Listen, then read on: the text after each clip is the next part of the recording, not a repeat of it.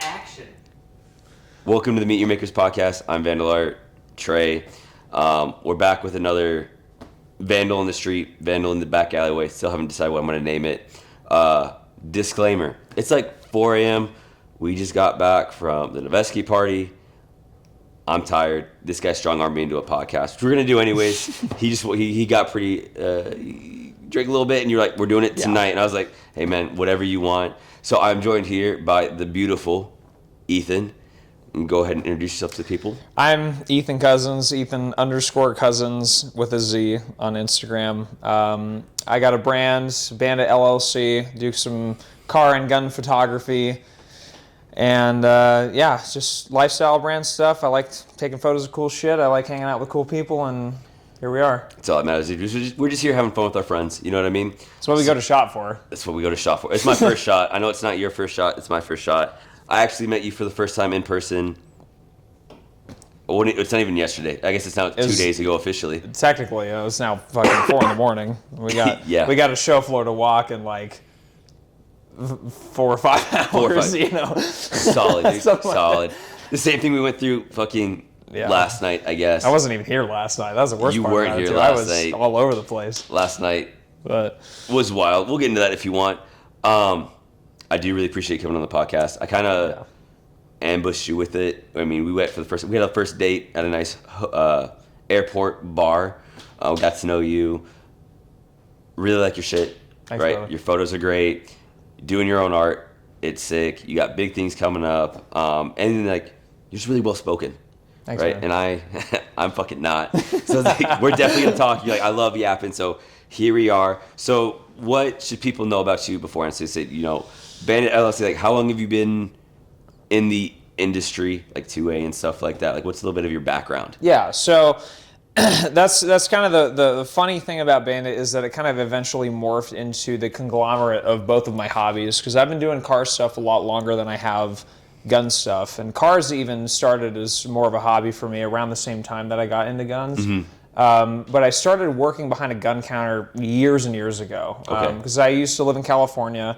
I worked at one gun counter for 8 months, and then I moved to another, stayed there for 4.5 years before I moved out to Dallas. And somewhere along the way, I eventually got into cars the same way. And so as the autism develops and the mechanical inclination to want to get involved and learn how things work and everything, it was motors and trigger groups and all this stuff kind of started to meld together as I got involved in them. And so it eventually blended together to come to a head into Bandit becoming what it is nowadays. And so I'll say involved in the 2A space is definitely a new development, because I didn't really start like meeting people, going to SHOT. That was probably about the last 2 years that I started to really make solid connections. Yeah.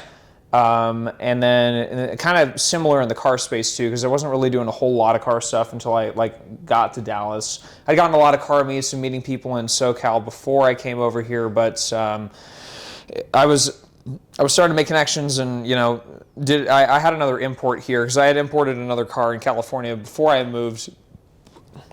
Imported car from Japan, did all the paperwork thing and the trying to get things registered and whatnot stateside. How old were you when you imported your first car?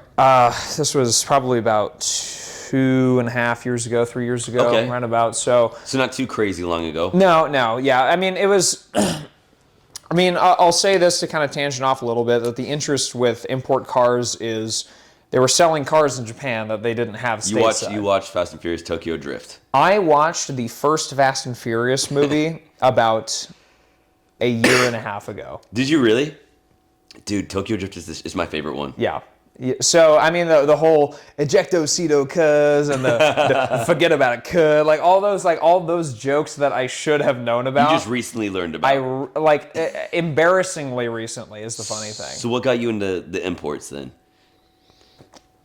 Well, I feel like I should share the story that got me into cars to set this up. And the brief version of this is that my first car was a Miata. It was a 1999 second-gen Miata. A lot of people's dream car nowadays. Which is funny because they used to be like $2,000 in a good day, and now they're much more expensive than that. Yeah. Was it convertible? They're all convertible. Are they? Okay. Yeah. It was. I forgive you. It's okay. That's fine. You didn't know. Every Miata I've seen is convertible, but I had to ask. Yeah, no. Well, so they had hardtops as an option from the factory, Gotcha. and I have owned a hardtop Miata before, but like in the context of Miatas too, they're a separate part of like aftermarket stuff. Like Miata hardtops sell for like $1,000 minimum nowadays. Yeah, Book. just by themselves, and so that's a whole nother conversation. But so my first one, all the Miatas that I've owned, they were all convertibles. Even the new gens are all convertibles from the factory. But my second gen Miata, the first car that I owned, that was like my personal daily driver, owned it. I bought it from somebody local in SoCal, and I took it to a mechanic, and I got it checked out because I didn't know anything about cars. First car that I ever owned was a Miata, and I took it to a mechanic because I was like, I don't know what I'm looking at. Like, I could probably tell an engine from a transmission, but I was just like, here's $200, look at the car, which even some people might jump at the thought of paying $200 to look at a car. I didn't know any better.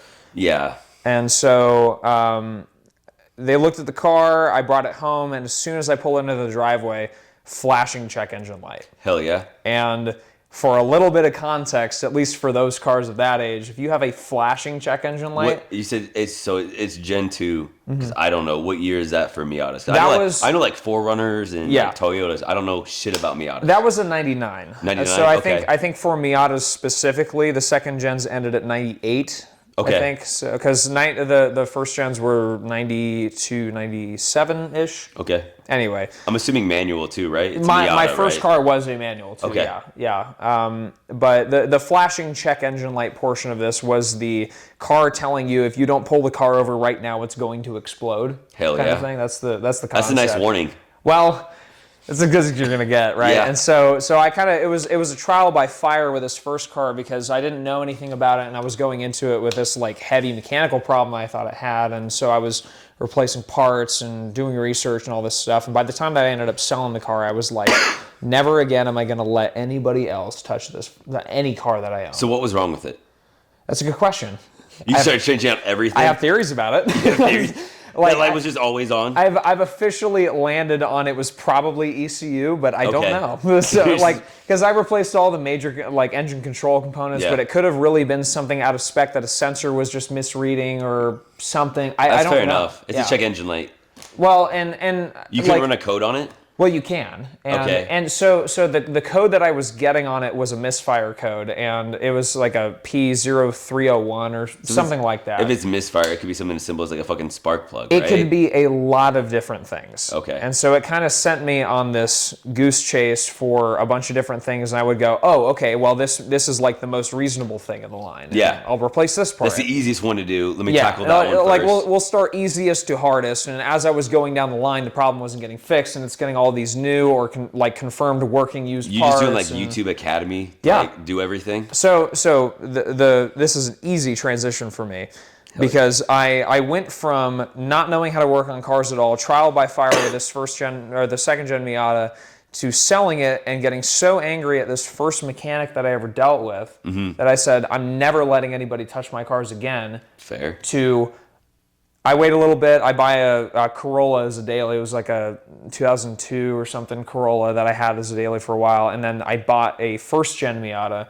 And that car was like the first legitimate project car I ever owned because I turboed that in my garage. Fuck. In like a few months. And that was all YouTube Academy too. Hell yeah. It was I bought like That's the best way to do it, man. Yeah, like I bought one of the shop manuals and I learned a little bit about how the motors work, and I watched a lot of what's his name? Car Passion channel on YouTube. I can credit specifically for the build list that I used, and I love that guy. It's dude, forgetting his name off the top of my head, and I don't want to embarrass him because he's already had enough issues over the years with his name being misspoken. It's like Craig Peters or Anyway, Greg Peters. Greg Dude, Peters. this is bad. This is bad. He's not going to see this, dude. You're good. I'm going to send him the podcast, and he's going to see it. He's going to get upset. So. Anyway, I just want to let you know I'm going to piss you off right now. Yeah, so I'll forward it to Evan and tell him Evan Shanks, another car YouTuber guy that I'm now connected with too. So it's just, I mean, this is like skipping back and forth on a bunch of lore. You're good, dude. I'll say that I'm very blessed with a lot of the people that I've met from where I started. Mm-hmm. I'm like, I never, like, sometimes I look at myself in the mirror where I'm at with the people that I'm connected to nowadays, and I like legitimately question, like, A, why am I friends with these people? What am I doing here? What personal qualifications do I have that justify me being connected with the people I am? And I thought you were gonna go the opposite direction. Like, why am I hanging out with these degenerates? No, because I have that thought all the time. I mean, I have a massive ego, is the thing, and like sometimes, like I've caught myself having it, you know, get the better of me. Being aware of that is huge, dude. So many people aren't. As long as you keep it in check, we're good. Yeah. Ego's not inherently bad. It's not. I love stoicism though. Right? Like, yeah, you want ego death and stuff like that, but like understanding your ego and how it works and everything like that is so important. Yeah. Now, you know, I wish I could ascribe a lot more personal development in my life to Marcus Aurelius, but I love Marcus Aurelius. He's a real G. Yeah. I wish I could. when I didn't start like getting into stoicism until like 2022. And I wasn't in a great spot, and I was like heavily reading like a lot of like Hemingway. Okay. I was reading like Moby Dick, a lot of like man versus nature shit, right? Yeah. Where it actually turns out to be like man versus self. Mm-hmm. And then I got like super into stoicism because a buddy was like, "Hey, you should probably check this out." And I was like, "Okay, never heard of this shit before." You know what I mean? And so I dived deep into it, and like the idea that it sounds morbid in thought, right? It's like I don't matter, right? Like, hey, if I die today, the world's gonna keep turning. It's a dark thought for a lot of people, but for like me, being in the military and stuff like that, feeling like I have to be here or some shit's gonna go wrong. It's like, well, no, if I take myself out of the equation, shit's still gonna go wrong. People are still gonna figure it out. So it's kind of a freeing thing. It's like, yes, like obviously I need to be around for my family. Like that's not gonna be the same if I'm not there, but like my work life is gonna continue regardless. Yeah. And so that's how I look at it.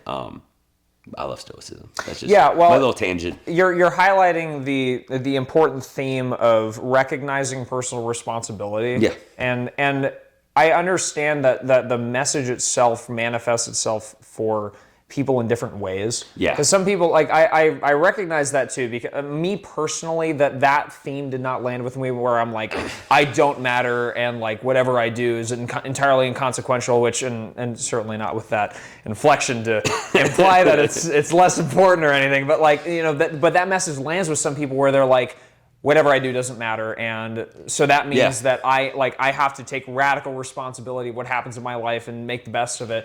But then some people take that as like I am solely in charge of my life, and I like it's like the kind of two opposite ends of the ego where they get in their own head about it or they separate themselves entirely. But like for me, like stoicism, you can't do that, right? Because like one of my favorite things is like the idea like we're not in control of anything, right? Except for your own mind, right? Like you're not even in control of your own body, right? You can't control if you get sick. Like I've been fucking battling the flu. Sorry if I keep coughing, right? Like you can't even control if you get fucking sick. You know what I mean? And so to me, it's like, okay, but it's all about your mindset. And so stoicism can be very dangerous for some people, right? Because they go like radical one end or radical the other. And to me, I found a happy medium with it. It's like, okay, it gave me a lot of introspective to myself that I haven't done before. It's like, yeah, I'm not that important, and it was a freeing thing for me, just letting go of, just letting go in general, right? It's like, there's things I can't control, and that's okay. But that fit with my personality in general, because I'm very much go with the flow kind of guy. But things, especially like being in the military and shit like that, things really started to bug me that were out of my control, and they were affecting my life heavily. So the idea of like, hey, just don't give a fuck about that, which is like an easy thing to say is like, hey, just fucking don't think about it. But it's just like that conscious decision for me was very impactful. Yeah. Not saying what you're saying is wrong, right? Because people definitely go that way with it all the time. Well, and follow-up question for you too. Do you think that recognition can lead people to say like, oh, my life, like the decisions that I make doesn't matter, therefore what I do doesn't matter, and I can make like irresponsible decisions as a result of 100%. that. Like if you just like, so you can like nitpick stoicism, right? So if you nitpick like my decisions don't fucking matter, I can do whatever I want, right? But like to me, the center of stoicism still is like you want to leave the world a better place than when you came into it, right? So it's like, hey, I might not matter, but I can still make the world a better place. Which is like, I get it. It's kind of a mix, but to me, like my world is like my family. That's how I equate it, which other people won't. But like, I can make my family's day better. Like for me and you, right? If I go out of my way to help you, hey, I just made your world better for that day, and so hey, I'm making the world a better place. And so it's just to me, it's all about being like the best man I can be, not just for myself, but for other people. But also understanding like I can't control shit, right? I can go to help you out with something. You tell me to go fuck off. I'm like, hey, I'm not going to think about that all day. I mean, like, I tried to help that guy who's a fucking asshole. But like, hey, he's probably going through his own shit, didn't want some help. Hey, that's on him. I'm just going to keep living my life. And that's the way I very much view it. Like, you can nitpick stoicism and you can get some really bad fucking messages from it. Sure. To me, it's like about bringing a lot of it together. And I mean, it's a lot of interpretation. It's a lot of perspective. And I might be nitpicking it too, like the things that I like, right? Because a lot of people don't like Marcus Aurelius and they're like, the fuck did this guy know? He's like depressing little fucking sad boy over here in his fucking kingdom, right? Like he's the fucking emperor and he's being all fucking depressed. Yeah. But I mean, he never knew people were gonna read that shit. Yeah. You know what I mean? And or how prolific it was really going to be after, right? So I mean, we're still talking about it now. How many centuries, tens of hundreds of thousands of years, right? They're still fucking, they're still printing it. They're still writing fucking papers about it. Yeah. And so I might be nitpicking the things that I like that make me better, but like to me, like Marcus Aurelius' Daily Meditations is like the ultimate self-help book. Like I don't subscribe to other self-help books. I think they're scams, which is dumb because I'll trust the emperors. Which sucks. Like, technically, you can look at Daily Meditations as a self-help book, and I do because it's made me. There's wisdom in that. It's made me a better man. It's made me a better father. It's made me look at myself a lot in ways that I never have before. Yeah. And really realizing my priorities because it was like a throw between my family and military, right? And it's like, okay, my guys and my kids, and it's always going to be my kids. Yeah. Right. Sure. But it's still a hard choice. It's still something you have to be conscious of like that balance, which is just life in general. But for me, stoicism helped. For other people, fucking was it the art of not giving a fuck would help. You know what I mean? So right. That's my tangent. You're good. I feel like we're getting into a lot of teach a man to fish. I did like that. I don't. Yeah. Part of my flavor of autism is fucking history and reading, right. philosophy, economy, government, all that shit. Yeah. You know what I mean? And you had briefly touched on that too. I could have fucking saved Rome. I could have fucking done it. Even though I go by Vandal and they fucking destroyed it. Emperor Vandal here. Emperor Vandal, dude. You heard it here first. Emperor fucking Vandal, dude. So I want to backtrack real quick. Yeah, go ahead. We're going to be all over the place because we both like to yap, and I think that's great. I'm going to readjust. You're going to have to keep me in check, dude. You have to keep me in check. I'm already having too much fun. So one thing. So growing up, I spent a lot of time in California.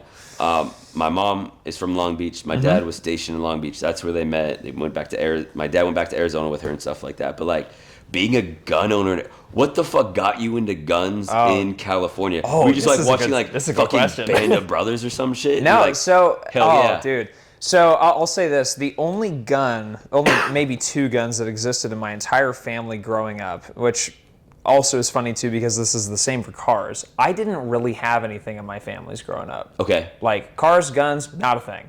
And now that's my personal particular flavor of autism is both of those. Hell yeah. But guns specifically for the question is, I think I got into like end of high school, like getting into the summer, starting college, and I was like going to see John Wick 1 with some other liberal friends of mine. And you saw the little fucking mag flip. Well, I mean, it's funny too because like now I'm like I know exactly like that's a Terran Tactical fucking Combat Master setup and like I can name a lot more now. But what is that one chick? She was like with C-Bum? Was it C-Bum? It was some celebrity. And she's like, you gotta put the gun in front of your face to block the bullet. Dude, and I love that video. Keanu Reeves is like. No, it wasn't Keanu, dude. It was like a different influencer. Maybe it was like I can't remember who it was. It wasn't Keanu. It was like a fitness I'm trying to influencer, I remember. swear. Yeah, or like a comedian. It might have been like, it might have been like Joe Rogan. She's like, you gotta flip it out and then you gotta put it in yeah, you front of block the bullets bullet. with your this fucking polymer framed handgun. Yeah, Yeah, that's gonna do a lot, brother. right?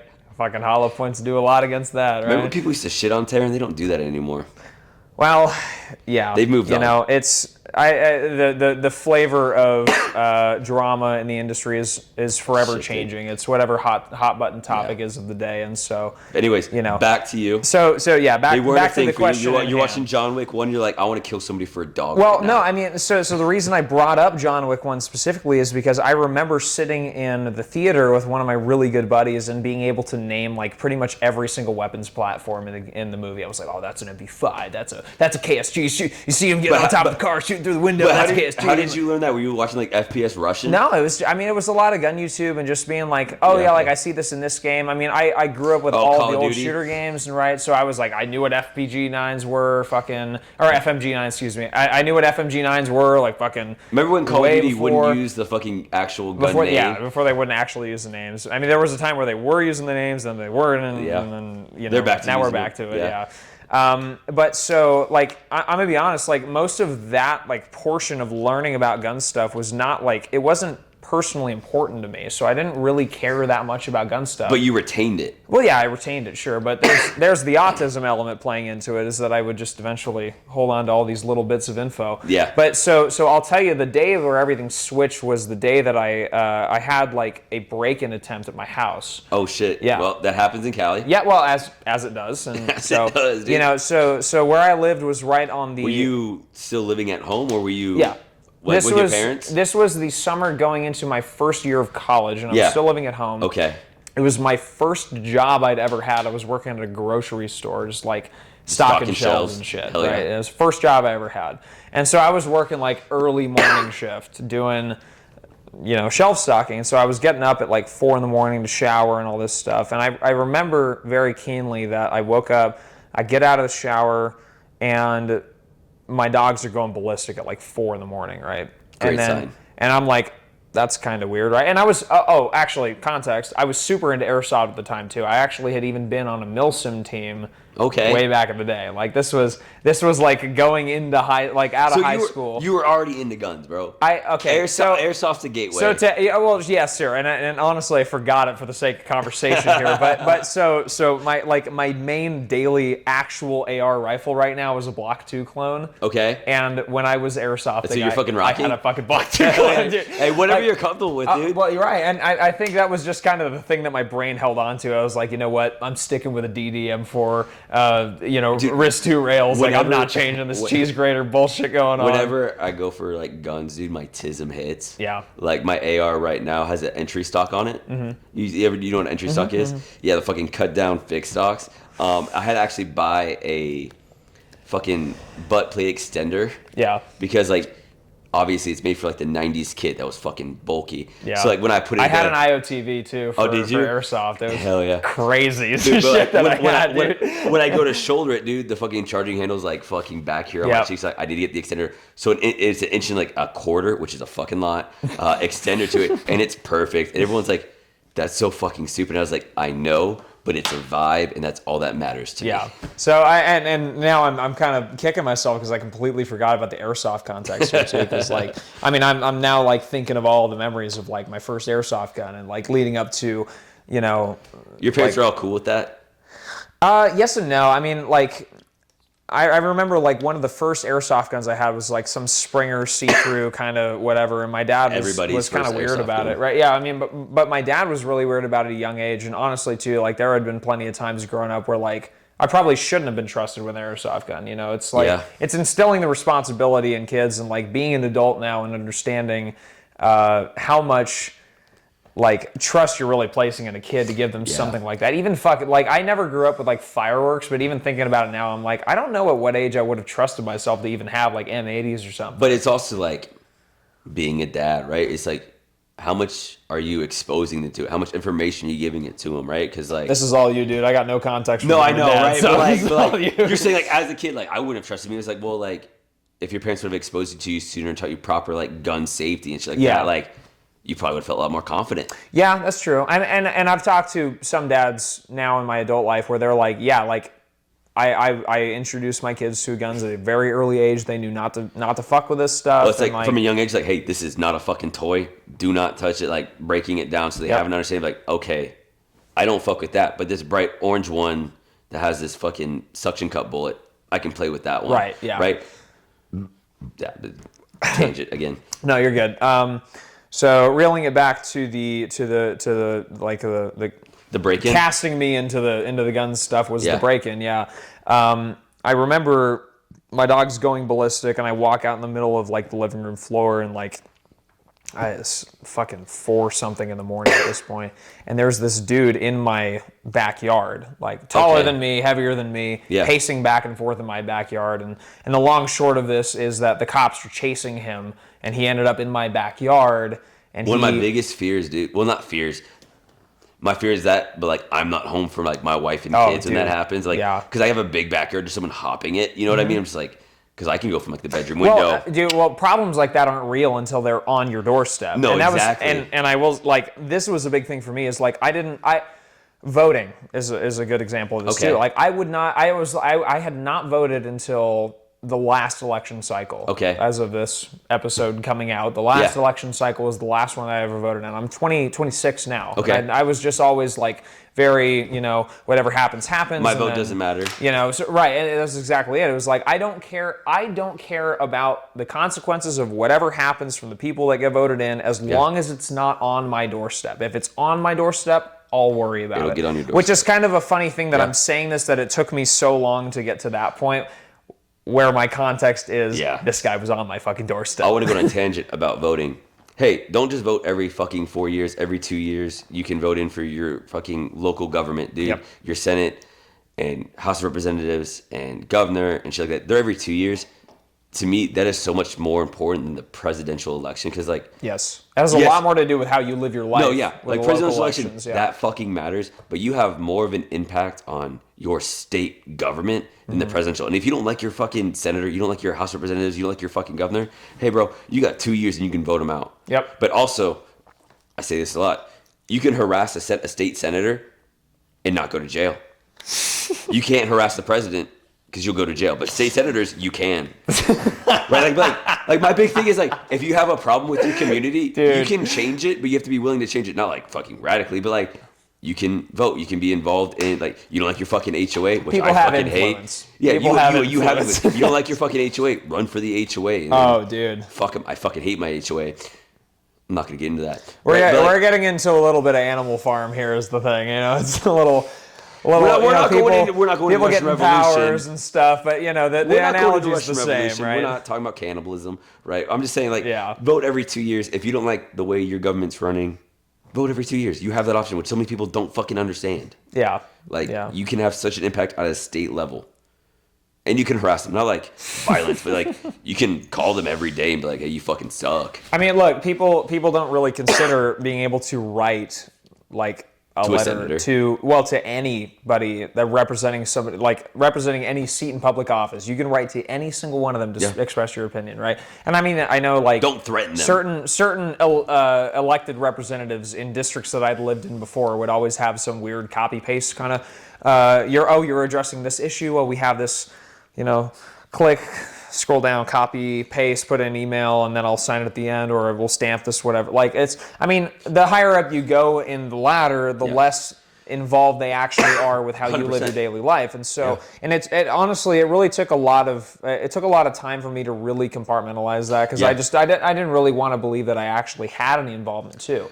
Like I always had this kind of like thought in my head that things were already so fucked up that what am I going to do? It doesn't matter what I did, right? Yeah, like it doesn't matter how small and like how little or like how much influence I actually could have. I didn't really care for a long time, right? Yeah. And so that's why guns for me are such a big thing is because like I feel like this is something that I like directly have control over. Yeah. It's like if it's somebody in my backyard threatening my life. Not in California. Well, castle laws omitted, of course. Yeah. But it's like, if there's somebody in my backyard and they're threatening my life, this is different when it's me and this guy versus me writing to a state senator or something. You now have control over that. Yes. And so that's what I'm saying is it took me a really long time for me to understand how I got to that conclusion to, really mustering up the courage, honestly, to vote in an election, because I didn't want my name attached to a ballot for the longest time. Yeah. Right? I didn't know which way things were going to go, and I didn't know if, A fucking witch hunt. Yeah. Animal farm.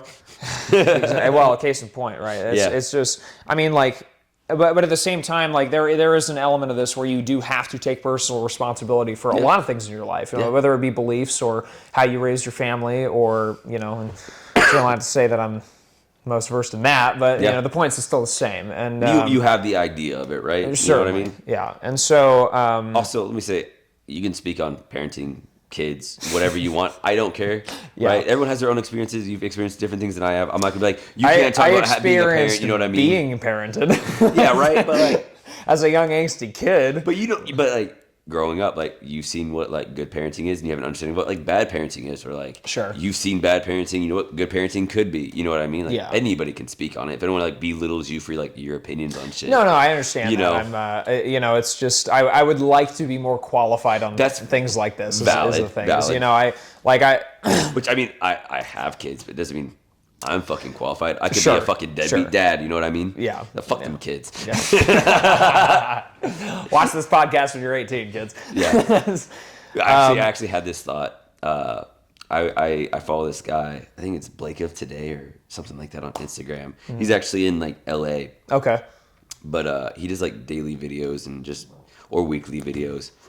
And he said something where he's like, when his mom got cancer and died later in his life, and it really affected him, which like fucking sucks, And I was I automatically thought about like me dying and my kids, and he was talking about how like when he's gone, at least he has this archive of stuff his kids can go back and listen to.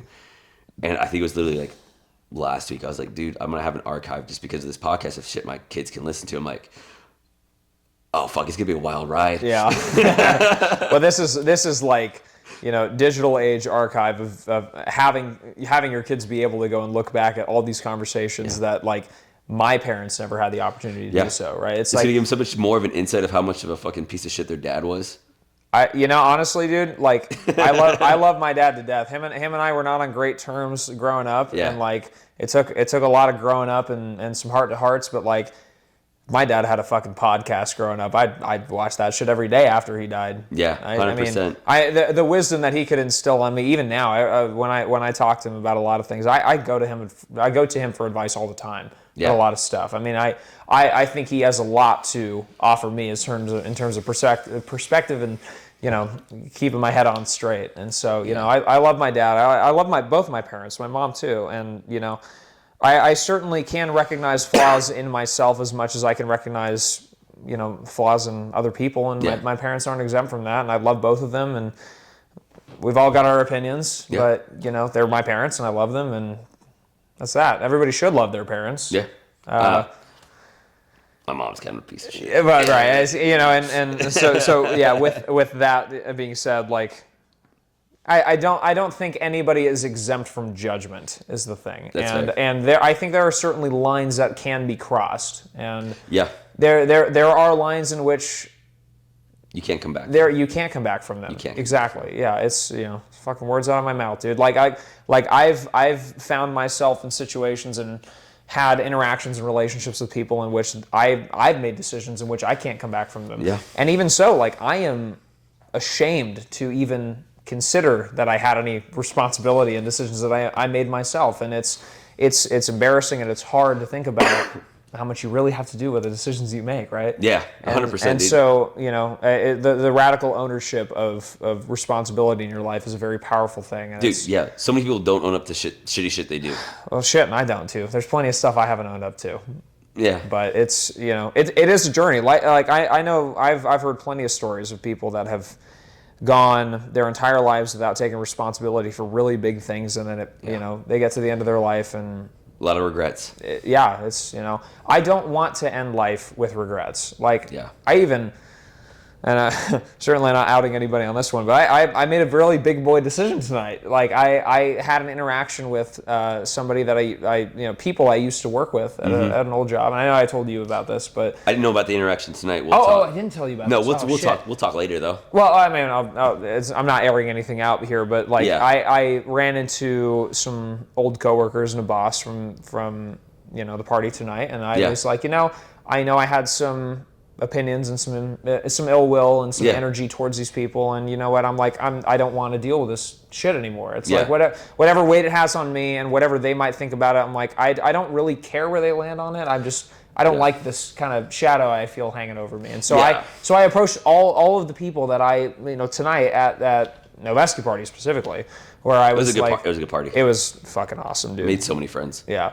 And I approached them and I was like, hey, whatever's happened before, like it's just kind of bullshit, and I don't want to deal with this kind of stuff anymore. So I want you to know, like, this isn't a thing for me anymore. And like, there's fucking power in that, dude. yeah. And well, and I'm gonna be honest too. Like, the response that I got from those people I talked to was nothing short of uplifting. It was They were like, yeah, dude, you wanna work on some stuff in the future. If you got anything going on, you call me, you let me know. Like, you're a great asset. And I was like, that was not what I was expecting, right? It's never how that goes, dude. Yeah. It's And never how so it goes. and certainly not to say that the expectation for owning up to your mistakes is this unbridled forgiveness, because you don't. No. Nobody should expect that. But you're gonna feel better going out and just owning up to what you did to those people. Like, I don't care about their reaction to it. It's like, I'm doing this for me. Yeah. You know what I mean? If like they want to fuck with me afterwards, sick. If they don't, do I still want to be associated with them? Right. You know what I mean? Well, and that's really the element of forgiveness that I've really come to understand, or at least I feel like is the most tangible for my life, is that forgiveness is really about the other person more than it is, well, I think anything else. And maybe my perspective in the conversation is a little skewed, because forgiveness is, and a hard tangent here, but I don't know if you're a religious man at all. Are you? And I don't want to air this out on a podcast. It's fine. I was growing up. Okay. Religion played a huge factor in me living a happier life. Definitely got me out of some really dark places from my young ages. Yeah. I know a lot about theology. I've read the Bible. I know a lot about the Quran. I haven't gone through and read it yet. I know a lot about the Torah. I haven't gone through and like read it all yet. Sure. It's fucking a lot to read. I'm kind of dyslexic. Okay.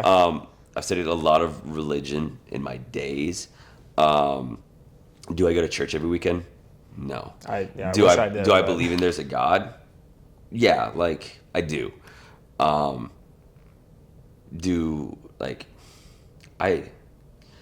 problem is, especially because like Arizona, man, I a lot of my time was spent in like a mega church, which I made. That's a hard one, dude. It is, but I made some amazing connections. Like one of my best fucking friends ever I've known since third grade from this mega church, and we've gone separate ways and come back together every time, to where he's in my life permanently now. Like my kids call him uncle and stuff like that. Like nice. That's who he is.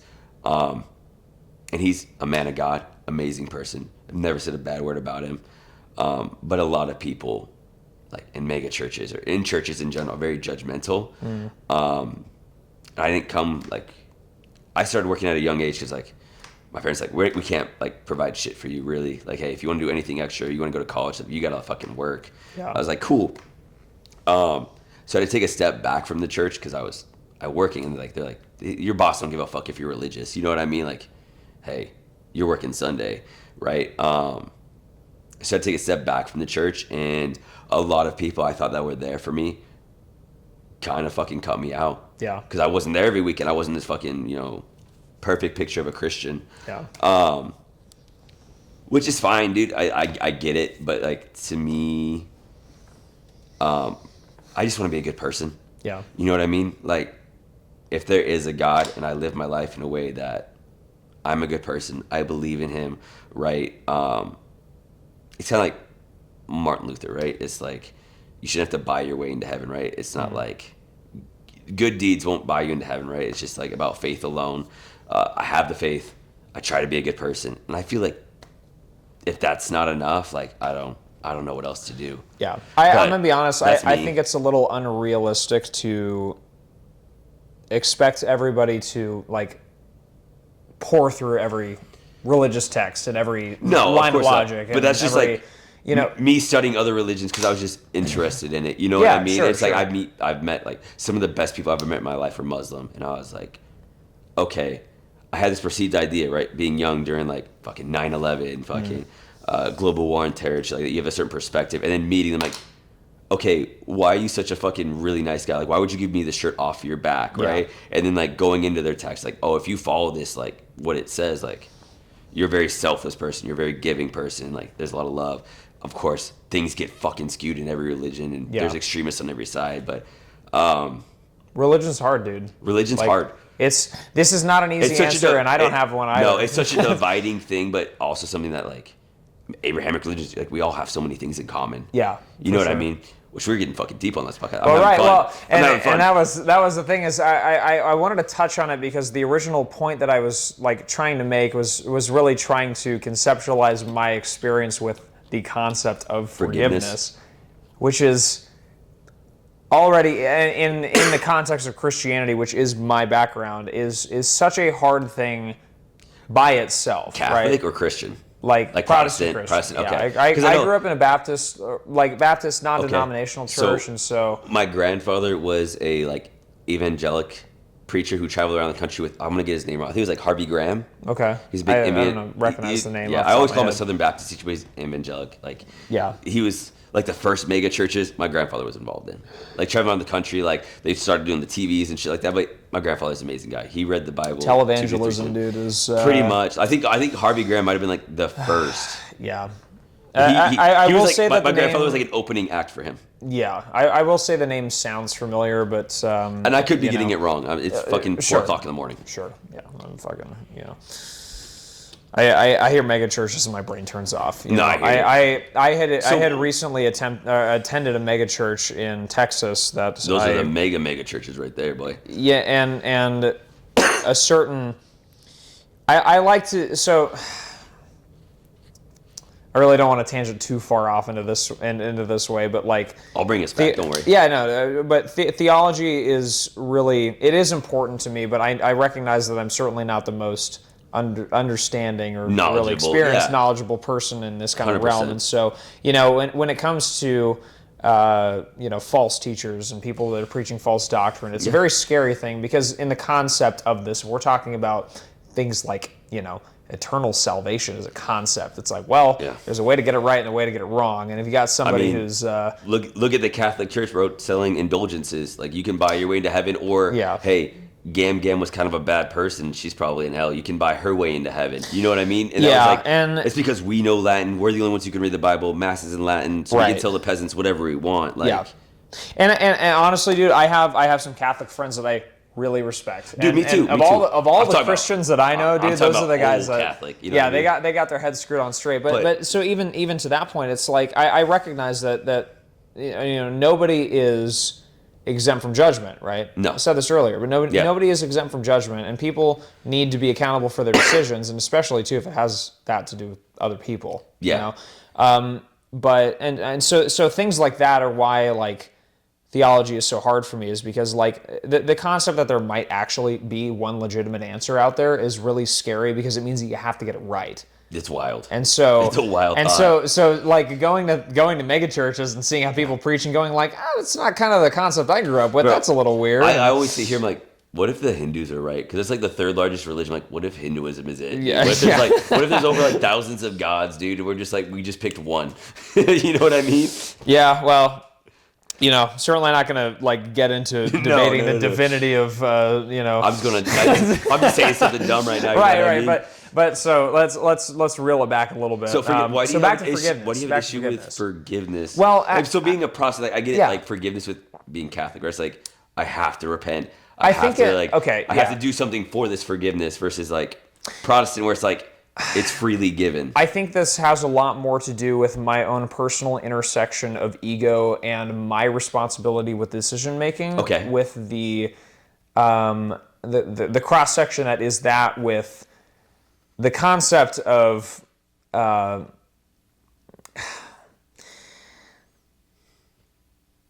really like unearned forgiveness. Like I didn't do anything to deserve it, and there's grace, and there's all these. You're sounding real Catholic right now. Well, there's Christianity for you. So I get it.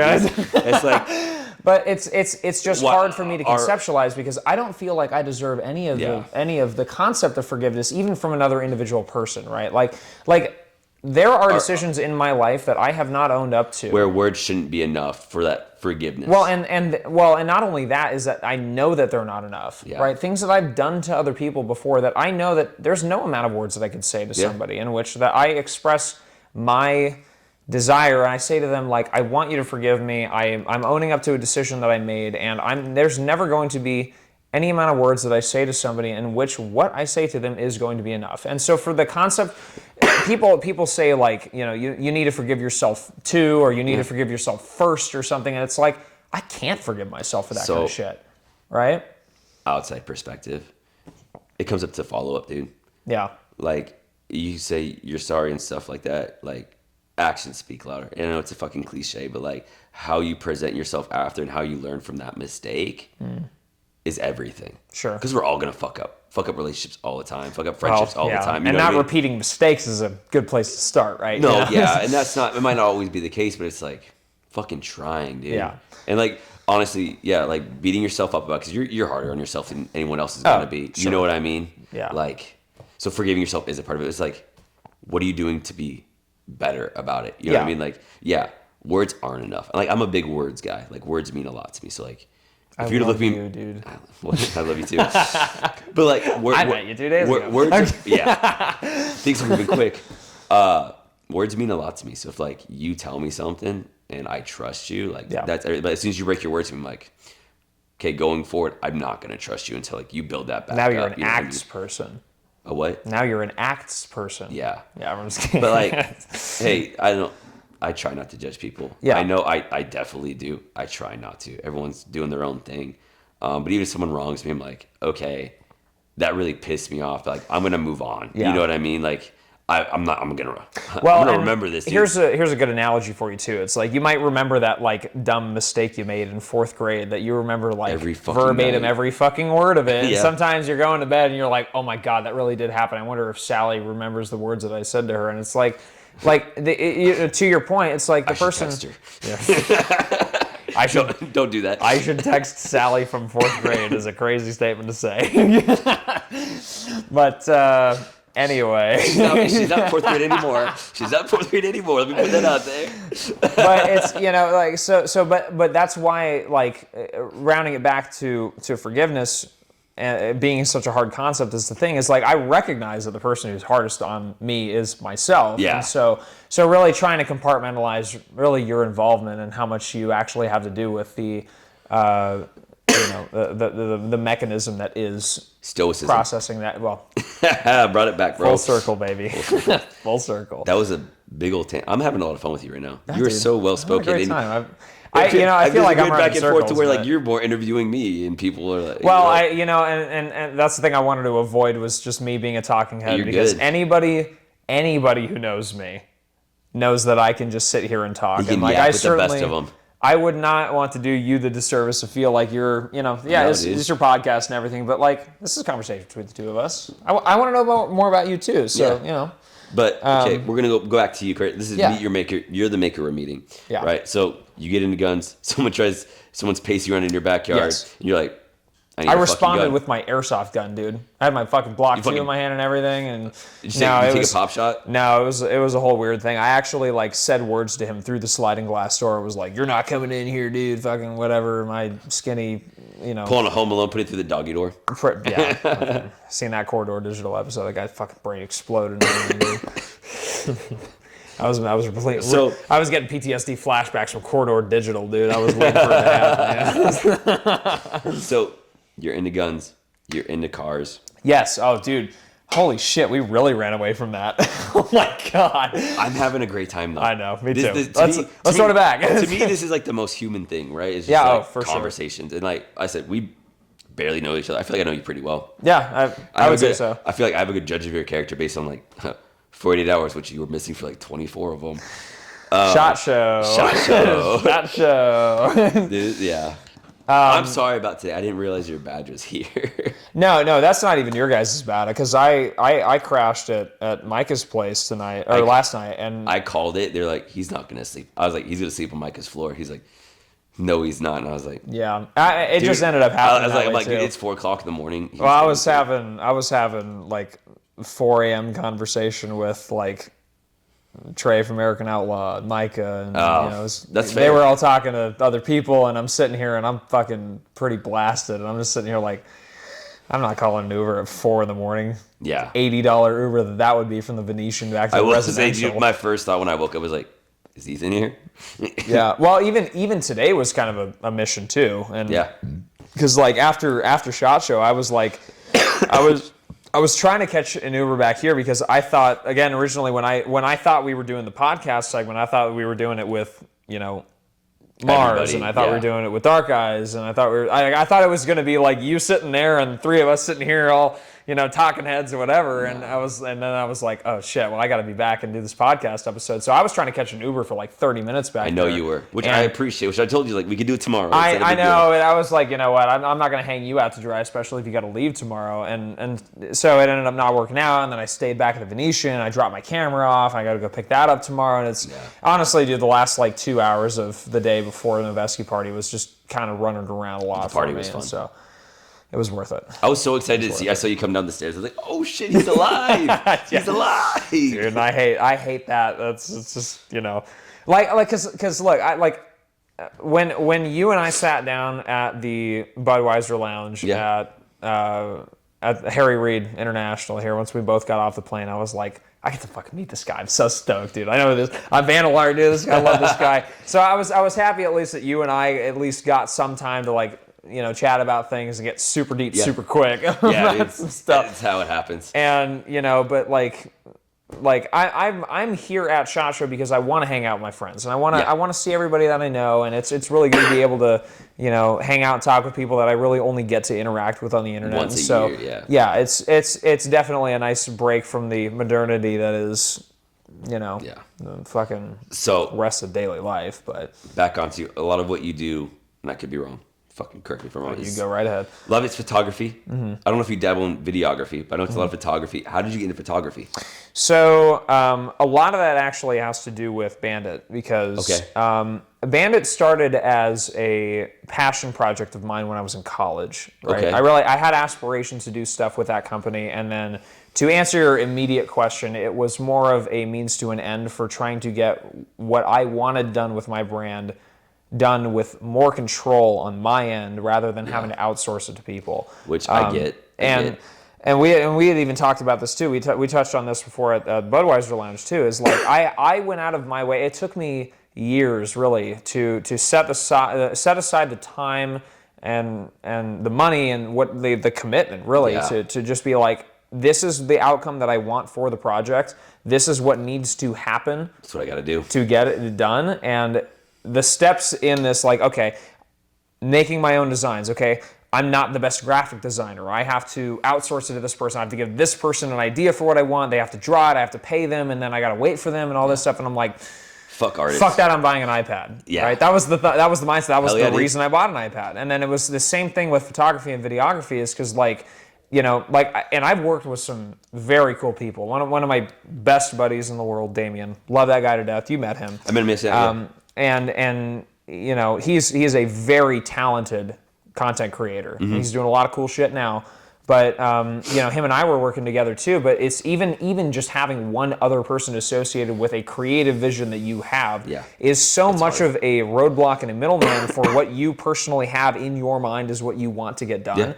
That I was like, I certainly trust this person to deliver on what I want done, but like how I want to get it done in my own head, like the only person that's going to be able to execute that as effectively as I want is going to be me. I don't know if I talked about it on one of the previous podcast episodes, but I have a hard time working with other artists. And there's so many artists I respect and love. And like every artist, I mean, like you tell me like you make your own design shit. I love that shit. It's so hard for me to work with other artists who draw shit to figure out like, okay, how do we do this together? Yeah. Because like I have one vision, you have another vision, and then like, how do I not be an asshole? But like, that's not how I want it. Like, we're trying to work together. I'm trying to be better about it. But like, it's hard for me to work with other like digital artists or paint and shit like that. But, like videographers, photographers, like I don't know what the fuck I'm doing. Yeah. You have all control because I don't know that realm. But like drawing, I know that as far as, well, not super well, but like I know what I can do and what my vision is. So it's hard to give up that control to have it skew into something else. And sometimes it's really fucking rad, right? Yeah. Talking to videographers and photographers all the time the past 2 days about like, yeah, dude, I had this vision and I had so many roadblocks that it completely shifted gears. Now it's this really rad thing, which I get. Like I've had so many art pieces where like this is my vision and it's skewed into other really rad things. but it's just like hard with somebody else too. Yeah, well, that's kind of what I've understood to be really the hard thing about being creative, right? Is everybody has their own personal touch, they have their own vision, and like, you know, for me, as I would think of myself as a creative person, is like if I'm given the trust to do something creative, I want to have the ability personally to be able to take the concept and run with it. And honestly, like even like when it comes to collabs too, it's like, you know, if you're the artist for the collab, and it's like they're like, you know, this is kind of what I have as an idea for the collab. This is, you know, like I look at that and I go, you know what? I don't really know what they want out of it. I have an idea. They tell me what they want. I have an idea too. Let me just sketch something up. Let me make a concept for something, and then I have a deliverable so I can give it to them and go, this is what I'm thinking. If this is what you want, if this is in the realm of what you want, you tell me. If you want to modify this, I'm totally okay with changes, but just like, here's what I want. You got to tell me now. Right? So like working in conjunction with somebody who's also a creative person or a hardhead or whatever, you know, they have their own, it says, you know, they're moving in this direction, you're moving in this direction, and meeting in the middle, I understand, is really hard. And so, you know, I recognize that creative people just don't have a lot of freedom. Is the thing, especially working with other people, I should say. You need a lot of freedom to fucking thrive. So, how do you learn photography? Because your photos are dope, right? We got a bunch of Polaroids there, right? But like, are you doing like YouTube Academy, or are you just like, are you taking photo classes in college? Or are you just fucking going out there and taking pictures of shit, seeing what works? It's definitely more of the latter. Okay. Yeah, for sure. Because so for Bandit too, I've had Bandit since 2019. Okay. Bandit's been around for a long time, but it was a lot of just kind of creative concept, and the entire brand is my dog, because I love my dog to death, and you know, that's the whole thing. But but so when I started doing, your stickers are showing on your water bottle right there. Well, we'll do a little run through here.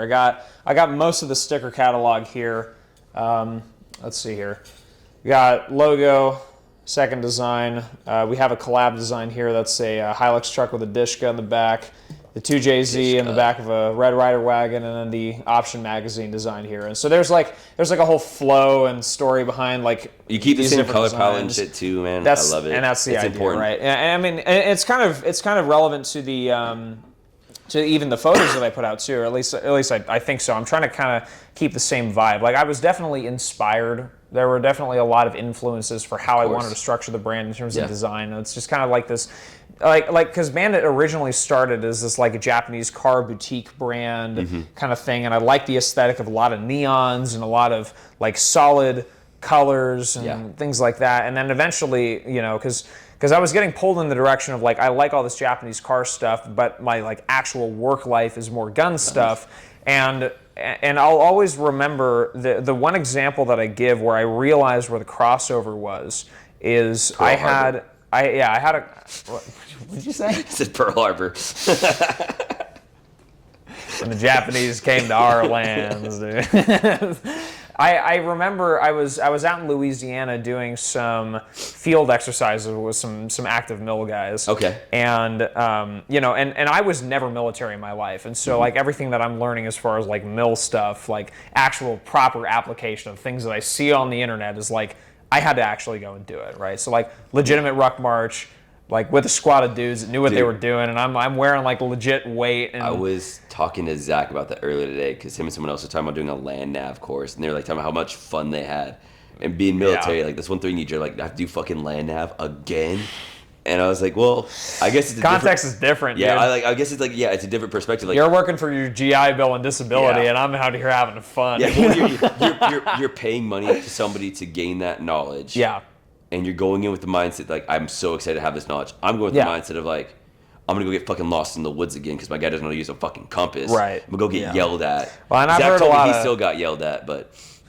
You know, honestly, I learned a lot of shit in my life getting yelled at. So you know, it works. It fucking works. It works. Yell at your kids. But so anyway, back to that. I remember it was like tail end of the day after we finished whatever little march that we were on. We were doing some land nav course. You know.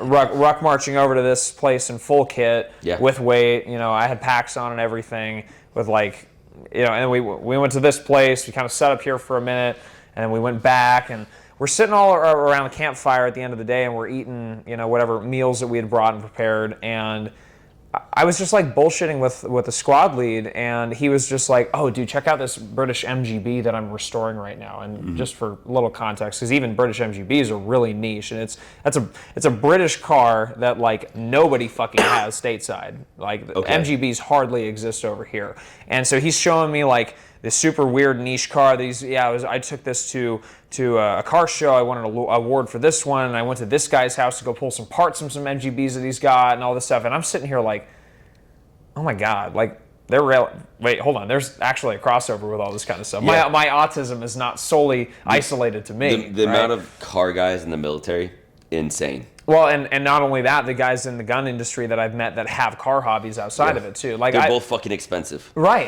and there's kind of the draw is like, who has enough money to throw around for the expensive taste. Crazy, I just slipped into that. But like, who has enough money to throw around for their expensive taste to show other people how cool they are? It's like I've heard of people with like in Nissan GTR groups where they're just like, oh yeah, everybody has the same fucking ice white, R32 GTR, R33, R34, whatever. Here's all this cool stuff, and doing this twin scroll, twin turbo, whatever setup, and then they're like, you guys like guns? Oh, here's my staccato collection. And then they start posting in the same groups, and everybody's like, oh, well, I got an M&P 15 Sport 2.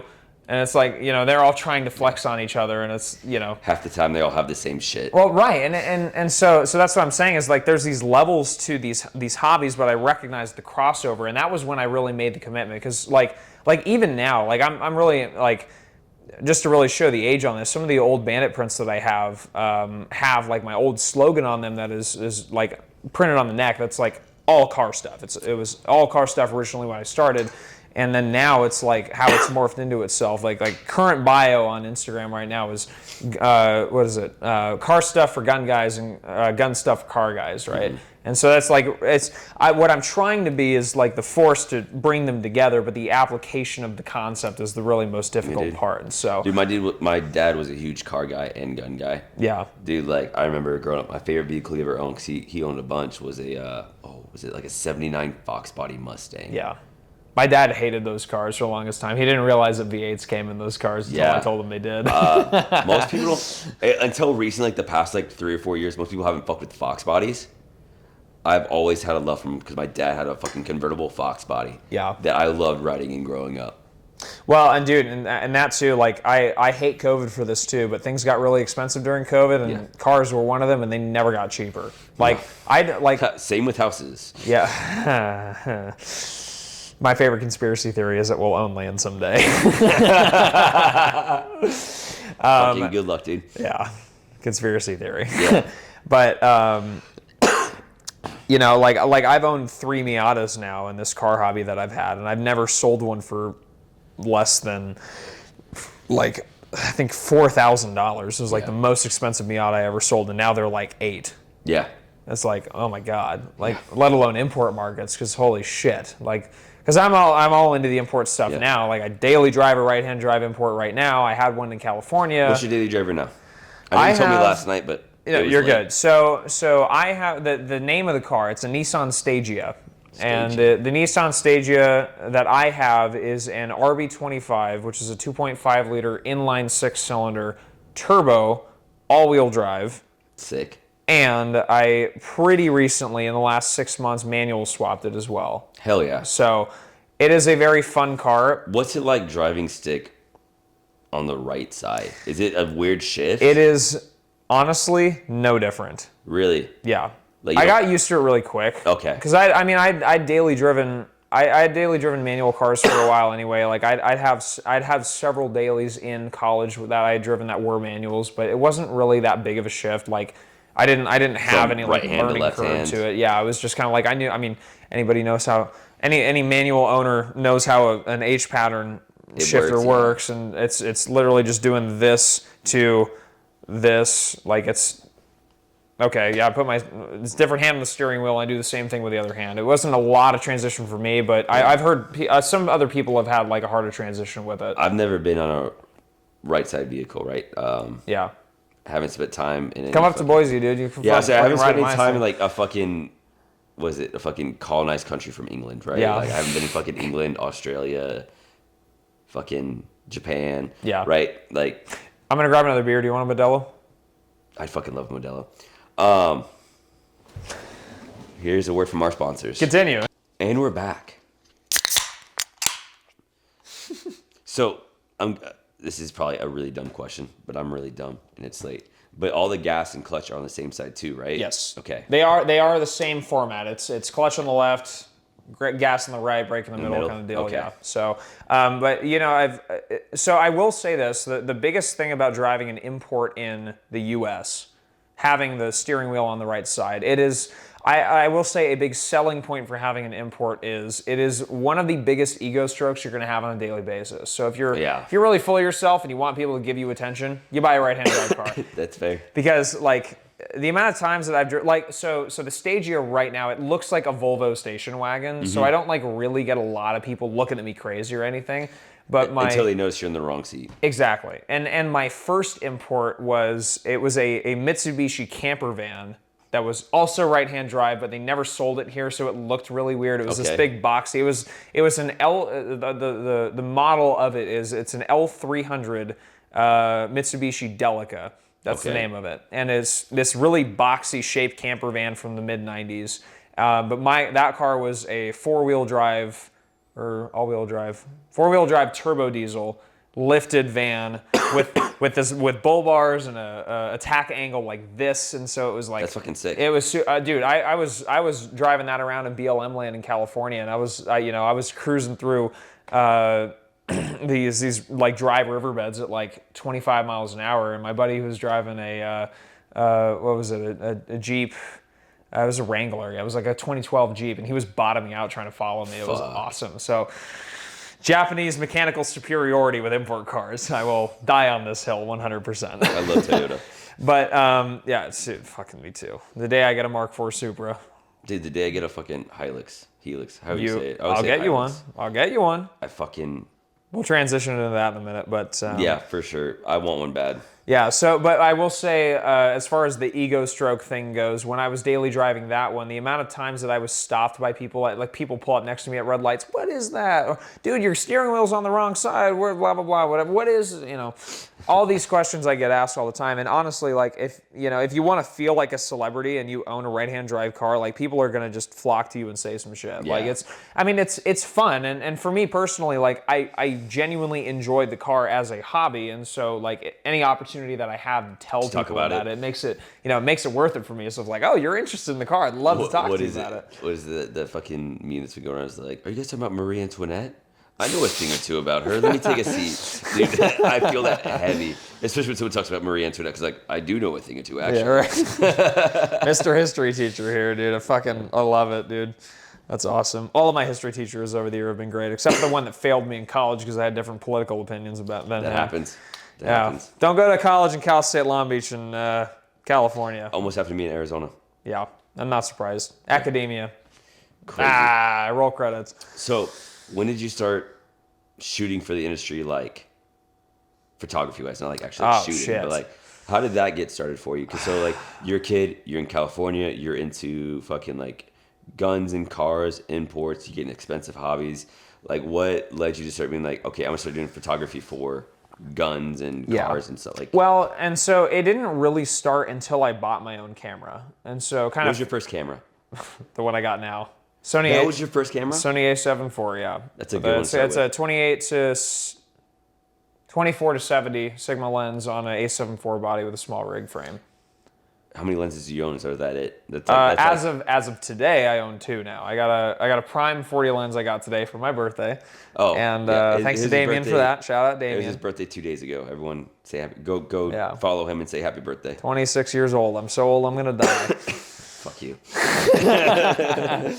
But so like I'd known enough to do research about what I wanted, and it just kind of happened that Damien, my photography buddy, he was doing different work at the time, so the setup that he had was exactly what I was looking for. He didn't need it. He sold it to me, and so nice. My entry price to get into the photography stuff was about $2,000, and Fuck, still. it's a lot of money, yeah. But I knew what I was buying. I knew the capabilities that it has, and now I want a FX30 that shoots in 4K 120, and we're gonna upgrade from here. My homie has one. There, He's shot some videos for me in it. It's fucking nice. when I started seeing people busting out FX3s that shoot way better than FX30s, and Dude, we're in a ZV fucking one right now. Well, I know, but that's the thing is like, I have an addiction to expensive hobbies, right? And so like sometimes I look at like all the weird hobbies I have. I got all this, this car stuff, the gun stuff, photography and tattoos, and you're checking all the boxes. Like I'm literally checking the boxes of like personal bankruptcy as I go along. Sure are, dude. And somehow I'm still able to stay afloat. And so shout out to all the people that have blessed me with supporting my bad decisions over the years. But I'm trying to make them work for me. Yeah. I will say this, like, I at least got smart with it. When I got into college and I started buying guns, when I started working behind a counter, like that was probably one of the best financial decisions I could have made in my early college years, because I didn't like spend all of my money going to shows, going out to clubs and getting drunk and all this other shit that was just like total money waste, right?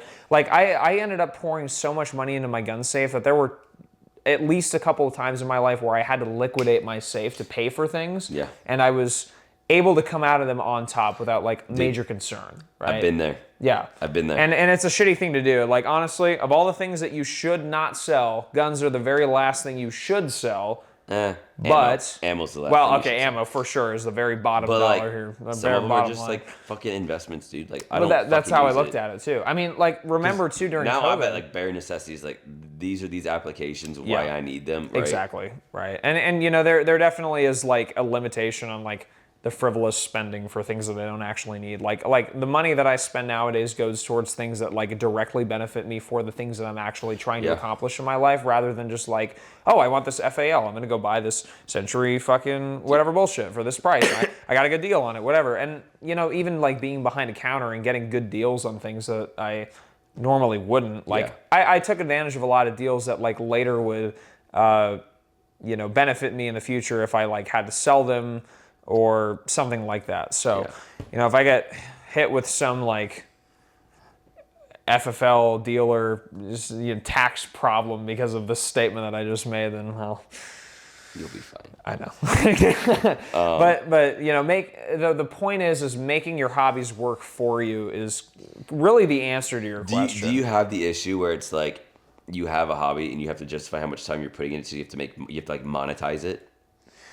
Because I had that problem. Like when I started doing art, I was like, I'm pouring so much time into art and I love it, but it's taking a lot of time. So it's like, it needs to make money. I think for me personally, there's been a very like cognitive dissonance element of this where I'm just like, I'm hoping it works out, and I'm gonna pour enough into it that it like, well, because so to answer your question where you're like, when did you start shooting for gun industry stuff, is like it was a slow burn into this, because I bought the camera because I wanted to make content for Bandit. Like I wanted to do photo shoots, and I had all these creative ideas for that. And I have aspirations to do video stuff, and we've done photo and video shoots now, and I'm going off doing all this other stuff. But like now I'm moving to Boise, and like I have a legit media job at a gun industry company that like I was not connected with prior, and I was just like, wait a minute, hold on. And so that's the funny thing is like, even though Bandit started in 2019 and I had my own like personal aspirations for it, and now it's taken on an entire life of its own, for most of the life of Bandit up until this point, it's been more of like a personal marketing portfolio and resume than anything else. And then like any good photographer has. Yeah, right. And then somewhere along the way, it turned itself into way more of like its own image and substantiation for what I have to offer in a creative space. Because when I actually talk to people about Bandit and what goes on behind the scenes, I'm the guy doing everything. I'm the guy doing the website. I'm doing all the back-end fulfillment, the business development for the website, business development for the company, and all the networking and interactions with people, and all the people that I've met and used Bandit as an element of like, this qualifies me as a person that has something to offer. I get that.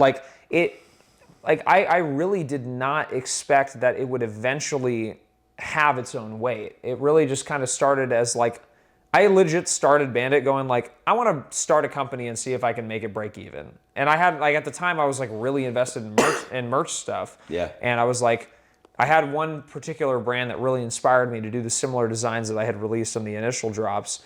And I was like, I like this design stuff. I'm going to do this. And it started as a merch company. And then it kind of like fizzled out for a while. And then it's just fucking ramped up from there. And now I'm like working on collabs with people, and I'm like going and talking to people at these, all the stuff at SHOT, and like, this is me, and I've had people recognize me. It's weird. Walking around with you and Zach, Dark Guys Co. has been fucking nuts how many people you guys know in the industry. Yeah. And then like at the party tonight, dude, I'm walking around and people were like, oh, like I met earlier in the day, stopping me and saying what's up and stuff like that. Oh, dude, I feel like I'm a part of this now. Yeah. You know what I mean? I will say SHOT is the like, this, as far as gun industry is concerned, it is easily the best networking event of the year, 100%. For sure.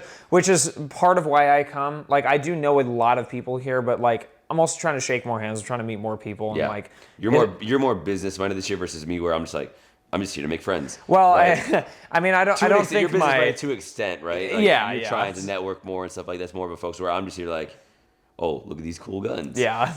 I mean, even today, like, I didn't even walk onto the SHOT Show floor until like 2 p.m. And like, I already knew where I was going because I had to go meet these people for this thing. I had to go shake hands, and I ran into this guy I needed to talk to. It's just like I feel very blessed to be as busy today that with such a short schedule. Like, I feel like it's such like it feels to me like a bit of a narcissistic ego stroke, and not that that's the intention that I'm going for, but it's just like 2 years ago, or because this is my third year going, but like 2 years ago when I came to SHOT for the first time, I was exactly in your place where I was just like, I don't know what to expect. I have zero expectations.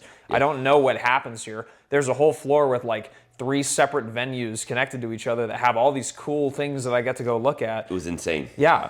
And so like, I am here on business because I have to go do media for certain people this year, and I'm representing certain people. Yeah. And but like, you're also walking through and like people are stopping you and recognizing you. And that's fucking cool, dude. Yeah, I feel like that does a lot. Well, I feel like that does a lot more for me as an ego stroke than anything else. But I've made a lot of friends in the time that I've spent here, and that's real. I'm stopped. I don't know if it's even like an ego stroke, and I could be wrong. You guys can disagree with me, but I just think it's like just seeing how far you've come. Like, I always feel weird talking about like my journey just in art, because I've only been drawing for 2 years. You know what I mean? So it's like it's crazy to me because your shit is so fucking good. You don't get a fucking stroke of my ego. I'm going to, because it's way better than what I think I can make. But it's weird for me to be like, yeah, dude, I've only been doing art for like 2 years, and like not making an ego stroke. But like, no, dude, like 2 years ago, like my art was shit, but I fucking grown my account to where I am at today.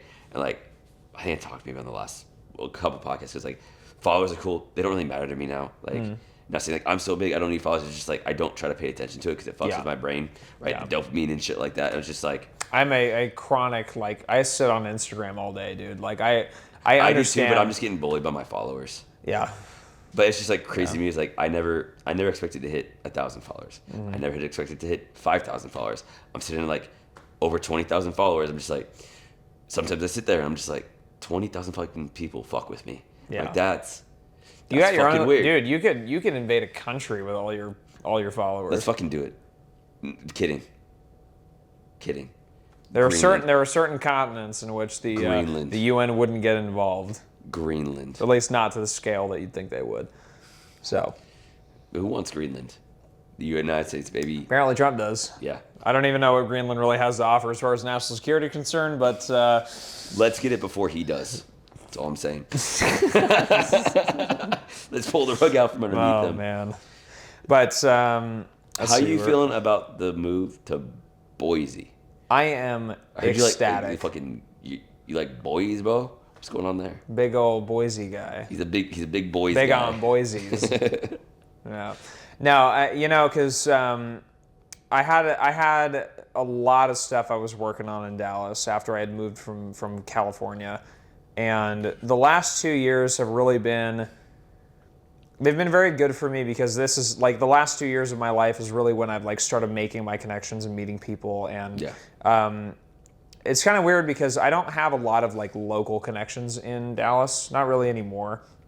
I used to co-own a night vision company out in Dallas, and the associations that I made through the company were largely online. A lot of them were just people that I know personally, now that live in other states.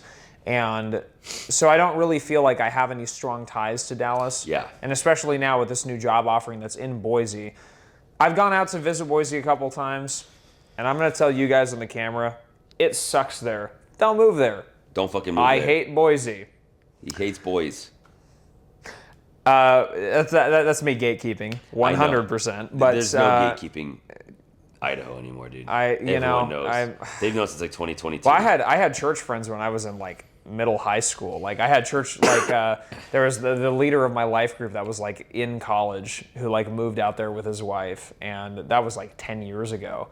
And then now I'm thinking about it, I'm like, oh, they were so ahead of the curve. Dude, it's not even funny how ahead of the curve they were, dude. I remember when we used to make fun of Idaho. It's like, oh, you like fucking meth and potatoes? And now everyone's like, it's fucking amazing.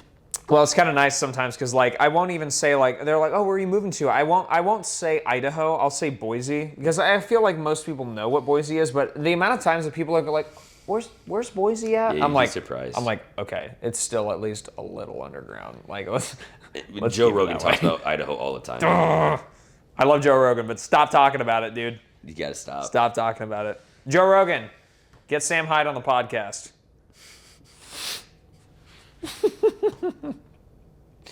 Fair enough. I had to. I'm sorry. Yeah, good, dude. So I'm super stoked about moving to Boise. I got a lot of friends out there, a lot of like business connections that I've made, and especially now because I don't personally feel like I have a lot going on in Dallas anymore. Yeah. Like this feels to me like a very tangible end of a chapter in my life and a start of a new one. And so I'm super stoked to do all that, especially with like the trajectory where all this is going, SHOT Show and hanging out with people and shaking hands, and like I'm expecting this trajectory to continue. Yeah, dude. And you know, I have aspirations to open up an import shop, like and do import car stuff in Boise. That. And I've done enough market research about this, so by the time that this comes out, I'll at least be working on it enough that it'll be a couple weeks. Yeah. He's bringing in nothing but K trucks by the fucking don't buy K trucks. Don't fucking say that. Don't buy them. No. Don't buy them. Don't do it. I'm doing it. Don't do it. I'm gonna fucking. They're all cooked. All the motors are cooked. I'm gonna fucking do it. You're welcome to. You buy a $500 K truck, think you got a deal, and now you got to spend $3,000 in engine repairs. I'll fucking do it. K trucks are sick though. I'll hop on Facebook Marketplace right now. You should buy a Daihatsu Hi-Jet van. That's what you should buy. It's a K truck with a van shell. Oh yeah. And it was not used as a farm truck. Those are pretty sick. Yeah. I love K vehicles generally. Yeah. My favorite one is, I don't know, this is going to throw you for a loop here. I don't know how much of a Mazda guy you are, but here's some real niche car stuff for you. The AutoZam AZ1. You ever heard of this car? No. I got to show you a photo here. But throw it up in like the corner here. Right here. Yeah, a photo of the AutoZam AZ1 If it's here. not there, it's because I fucked up the editing. Right here. But it's a K car that has gull wing doors. That's sick. That is a 3-cylinder, and Mazda made a Mazda Speed version, their in-house kind of tuning line of cars. Yeah. They had a Mazda Speed Miata too, turbo for that car, but they had a Mazda Speed version of the AZ1. It was this little tiny car. Yeah, show the photo of Joe. Like I think was it Jay Leno in this car? I'm trying to remember who it was, but there was a dude in a car. Like I'll find the photo for you to throw up right here. But it's this tiny car that's got these little headlights out front like this, gull wing doors, and it's got a 3-cylinder. It's the rounded headlights, right? Yeah, I think I know what you're talking about. Yeah, and it's got a 3-cylinder. I think it's a 3-cylinder intercooled turbo with a manual, and it's got a wing on the back too. It looks like a miniature F40. That's kind of sick. Yeah. And those cars are so expensive now, you can't find them. I fucking bet. Yeah. So like what I'm really talking about here is like how niche some of the import stuff really gets. Yeah. Is because there's a lot of shit that people haven't heard about that are super cool. Some of them are expensive. And so, you know, there are markets that exist outside of Japan exclusively that got cars that we didn't. Just start bringing Skylines in, dude. Skylines and Helixes, and you'll make money. I'm really concerned about buying Skylines that have a lot of Bondo damage and like valid. accident damage repaired with Bondo that have been hidden from importers and stuff. It's just I've heard horror stories before and it really concerns me. So I'm fucking sure. You know, but like my personal plan for the import shop is I want to bring in cars that I think would serve the local Boise area well, like Delicas, Hiluxes. You know what you can start doing? Is importing like fucking Toyota Corollas from 2000. And selling them for a reasonable price. No, not at all. Yeah, you can't buy this one because it's right-hand drive, dude. Yeah, dude. I mean, dude, like, I could sit here all night talking about all the cool cars that we never got that are for sale in Japan right now. Many.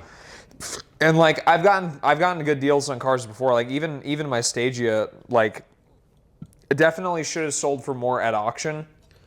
But I had to do work on it. It's got some rust, and you know, like what 25-year-old car at this point doesn't have rust? But dude, for real. Cars in Arizona. I had a '94 Eagle Talon, which was the you know the Eagle Talons? I am familiar. So I was not a DSM guy prior to owning this car, but I bought a single owner '94 Eagle Talon, a manual with 79,000 miles. I bought it for $500 from a repo guy.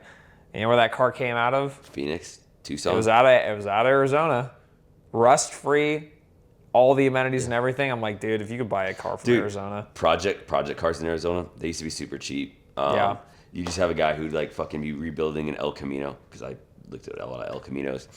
Dude, be like 1970 El Camino fucking for $1,000. He has a bunch of parts that she's like, I just need to get this gone. Yep. No rust, nothing. You're like, hell yeah, bro. They don't salt the roads and they don't snow over there. No. So and then you buy that car, then it sits in your garage for fucking years until you sell it to the next guy for $1,000. Yeah. So, yeah, I mean, but the car stuff is equally as like an autistic deep dive as the gun stuff is. Yeah. And that's kind of, I think that has a lot to do with why I like it so much. It's like I am a very mechanically inclined person. Like most of the maintenance following this getting fucked by this guy with this first Miata that I bought. I've learned, like, again, like my second Miata following buying that car, I turboed it in my garage. And like since then, all of the shit, like the only times that I've ever taken a car into a mechanic is when I had to get an exhaust welded on the turbo Miata and getting like wheels and tires replaced tires replaced on my Delica because I don't have a tire machine at home. Yeah. And getting an alignment because I don't have a laser machine at home. So, you know, which you can do alignments at home. I just would rather do it with a laser machine and pay a few bucks. Like, you get to the point where you're just like, I don't even want to do the oil on my own car, knowing that I can. Yeah, like my time's worth more. Exactly, right? Yeah. So I wish my time was worth more. Just sometimes you get lazy, you know? Dude, well, I'm tired. I don't know about you. I could keep going for 2 hours, dude. I feel like we've been going for at least over an hour. I appreciate you so much for... Thanks for having me, dude. Doing this, and especially just because I met you fucking 2 days ago at a fucking airport bar. I can generally say I had so much fun on this podcast. The going back and forth and talking, it's been great. Especially for fucking how late it is and how much we've drank today. I'm surprised we got through it.